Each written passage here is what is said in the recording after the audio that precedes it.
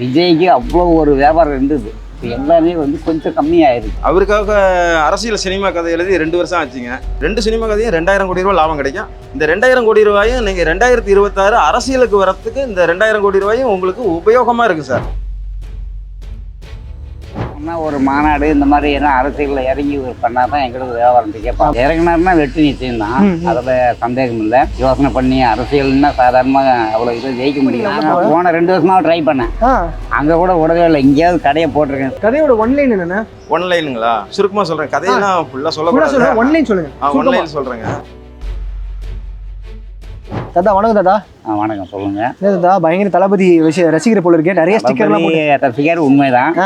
ஏன்னா ஒரு 15-20 வருஷமா அவர் படம் பார்த்து ரசிகராகி இந்த வியாபாரம் பண்ணிட்டு இருக்கேன். ஓகே. ஆனால் முதல்ல நல்ல வியாபாரம், அந்த அளவுக்கு வியாபாரம் இல்லை. என்ன காரணம்னா ஒரு மாநாடு இந்த மாதிரி ஏன்னா அரசியலில் இறங்கி பண்ணால் தான் எங்களுக்கு வியாபாரம் கேட்பாங்க. அப்போ தான் வியாபாரம்.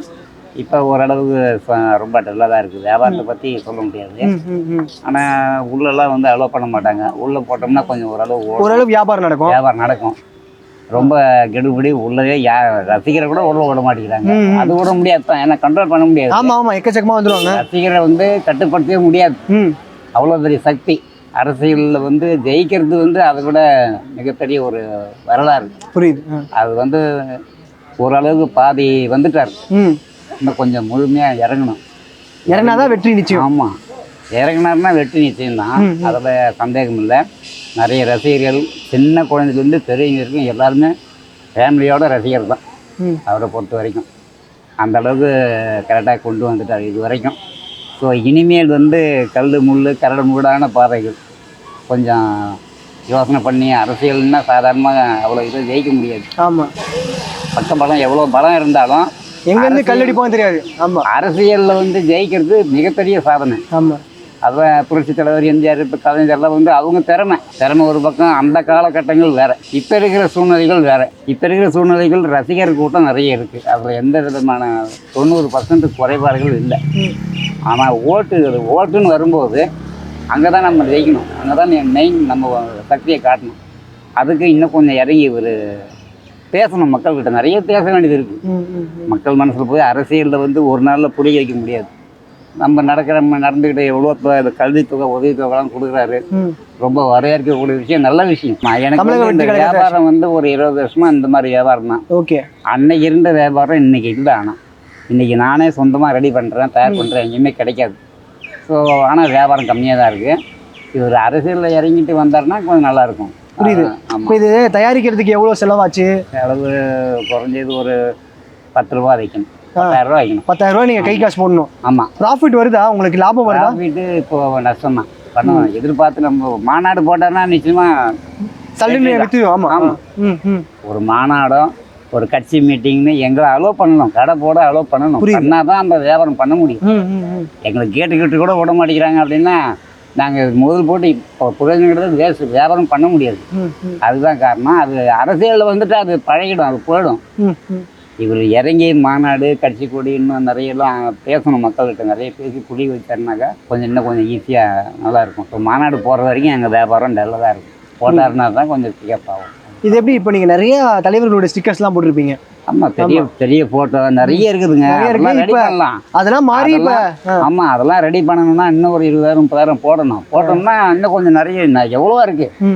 என்னால் 100% நான் பண்ண முடியும். ஆனால் வியாபார வகையில் பார்க்க போனோம்னா ரொட்டேஷன் ஆகாது. புரியுது. ஆனால் அது அரசியல் ரீதியாக நம்ம வரும்போது கொஞ்சம் கரடு மூடான பாதைகள், நம்ம பதில் சொல்ல வேண்டியது நிறைய இருக்குது.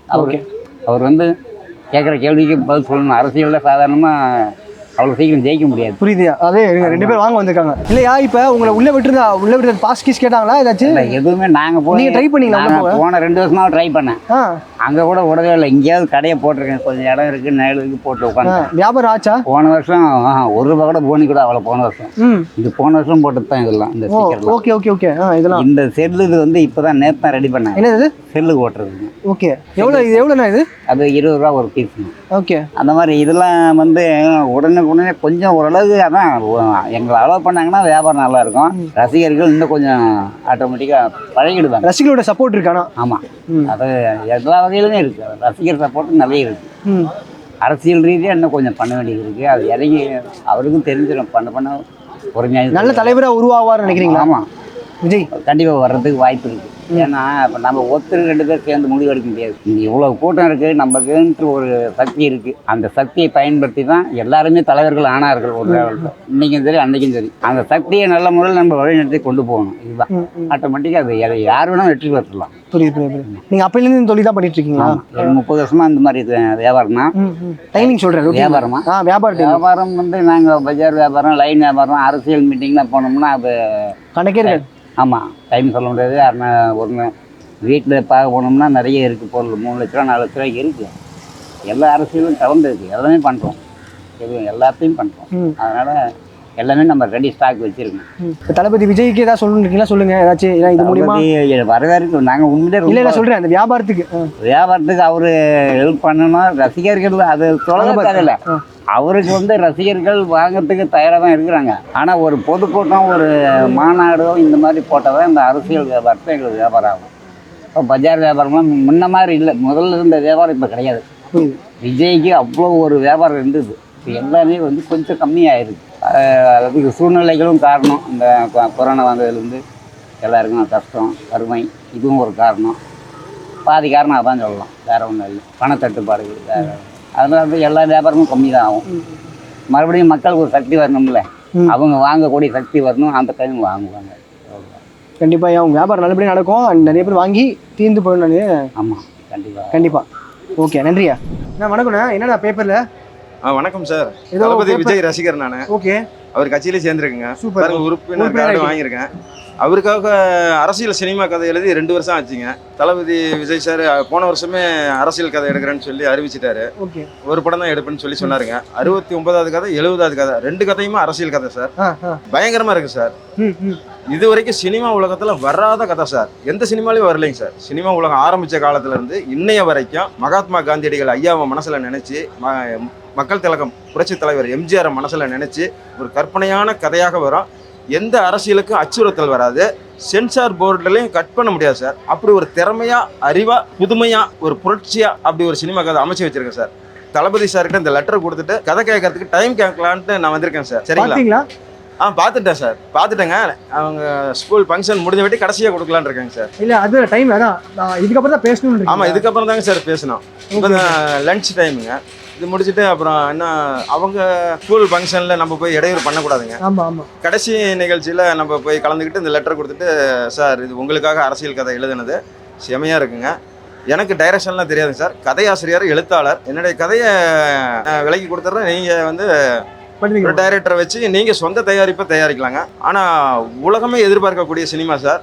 ஒவ்வொரு சினிமா கதையும் 1000 கோடி ரூபா லாபமே கிடைக்கும் சார். 2 சினிமா கதையும் 2000 கோடி ரூபா லாபம் கிடைக்கும். இந்த 2000 கோடி ரூபாயும் நீங்கள் 2026 அரசியலுக்கு வரத்துக்கு இந்த 2000 கோடி ரூபாயும் உங்களுக்கு உபயோகமாக இருக்குது சார். உங்களுக்கு எது வேணாமா? எனக்கு எது அவர் பார்த்து கொடுத்தா சரிங்க சார். இதில் என்ன இருக்குங்க, நானும் ஒரு ஏழை கூலி தான். அப்பப்போ 1000-2000 சம்பாதிப்பேன். வீட்டுக்கு அரிசி பருப்பு வாங்கி போட்டு உடனே ஒரு 1000 ரூபா இருந்தேன்னா சென்னைக்கு ஒடியாந்துருவேன். இது வரைக்கும் 5-6 தடவை அவர் ஆஃபீஸுக்கும் வீட்டுக்கும் போயிருக்கேன். ஒன்றும் பார்க்க முடியலைங்க, சந்தர்ப்பம் கிடைக்கல. நான் வரும்போது அவரும் இருக்கிறதில்ல, ஷூட்டிங்கு அங்கங்கே போயிடுறாரு. அப்புறம் இன்னைக்கு பார்க்க சந்தர்ப்பம் கிடைச்சிருக்கு. இதை நான் பயன்படுத்திக்கிட்டு உங்ககிட்ட பேட்டி கொடுக்குறேன். கதையோட ஒன்லைன் என்னென்ன? ஒன்லைனுங்களா? சுருக்கமாக சொல்கிறேன். கதையெல்லாம் ஃபுல்லாக சொல்லக்கூடாது. ஒன்லைன் சொல்லுங்க. ஒன்லைன் சொல்கிறேங்க. ஒரு குட்டி கிராமங்க சார். ஏழ்மை, வறுமை, கூலி, பசி, பட்டினி. அவங்க சிட்டியில் போய் ரொம்ப தடுமாறுறாங்க. உயிர் போயிட்டு உயிர் வந்துடுது. உடம்புல இருக்கிற சாரெல்லாம் புழிஞ்சு சக்கையை எடுத்துடுறாங்க. உயிர் மட்டும்தான் இருக்குது. திரும்பி கடைசியாக படம் முடியும் போது அவங்க எம்எல்ஏ, எம்பி, கவுன்சிலர், முதலமைச்சர் பதவி வாங்கி தராரு தளபதி விஜய் சார். முதலமைச்சர் யார் வாங்கி தராரு? முதலமைச்சர் வந்து அந்த ஏழை கூலி 500 கிராமத்துக்காரங்களுக்கும் அந்த கிராமமே சிட்டி மாதிரி உருவாக்குறாரு. சென்னை சிட்டி மாதிரி. சூப்பர். செமையா இருக்கும் கதை. அதோட பார்ட் 2 இதை விட பயங்கரமா இருக்கும். பார்ட் 2 இருக்கா? 2வது கதையும் இருக்கு. ஏதோ ஒரு தவறுதல் நடந்து போயிருது.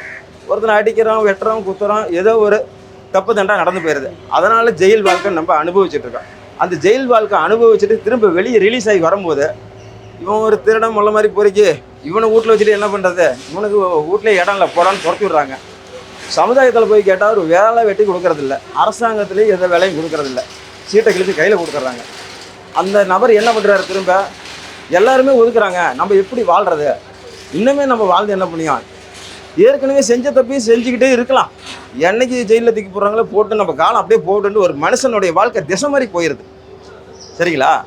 அவங்களெல்லாம் இந்தியாவில் இருக்கிற அத்தனை ஜெயில் கைதிகளும் வெளியில் ரிலீஸ் ஆகி வர வர வர வர நல்லவங்க அவங்களுக்கும் அறிவு புத்தி யோசனையை கொடுத்து ஒரு வாழ்க்கை வரத்த வருமானத்தை கொடுத்து நல்லவங்களா மாற்றி எம்எல்ஏ எம்பி 543 எம்பி கொண்டு வந்து நிப்பாட்டி இந்திய பிரதமர் ஆகுறாரு hero sir Vijay sir. Oh CM to PM ஆறு. ஆமாம், அடுத்தது ஃபர்ஸ்ட் வந்து முதலமைச்சர், தமிழ்நாடு முதலமைச்சர். 2வது பார்ட் 2ல இந்திய பிரதமர். சூப்பர். முதன்மை மாநிலம், முன்னோடி மாநிலம், வல்லரசு தமிழ்நாடு, சரித்திர சுதந்திர இந்தியாவை மாற்றி அமைச்சு கடனை இருக்கிற கடனை பூரா இந்திய நாட்டு கடனை பூரா அடைச்சி முடிச்சுட்டு திரும்ப இந்தியாவை வந்து நம்பர் 1 பணக்கார நாடு. ஐநா சபையில் போய் ஐநா சபை தலைவர்கிட்ட போய் அமெரிக்காவில் போய் விருது வாங்குறாரு. கதை கேட்டு ரொம்ப நேரம் இருக்கு, இதே நான் சொல்லக்கூடாது. இல்ல சார், இப்ப அப்படி இருந்துச்சுன்னா இப்ப படத்தோட டைட்டில் என்ன வைக்கலாம்னு இருக்கீங்க? மகாத்மா காந்தியடிகள் ஐயா கற்பனையா நினைச்சு எழுதின கதை, புரட்சி தலைவர் நம்ம மக்கள் தலைவர் எம்ஜிஆர் நினைச்சு எழுதின கதை. கதை, வசனம், பாடல், நகைச்சுவை அனைத்து செட்டப்பா இருக்கு. சேலம் மாவட்டம் வீரகனூர் போஸ்ட். செல் நம்பர் கூட குறிச்சிங்க 93 42 92 14 73 சார். ஃபோன் பண்ணுங்க. அடுத்த 8 மணி நேரத்தில் உங்ககிட்ட வந்து முழு கதையை சொல்ல தயாரா இருக்கேன். Super sir. சரிங்களா?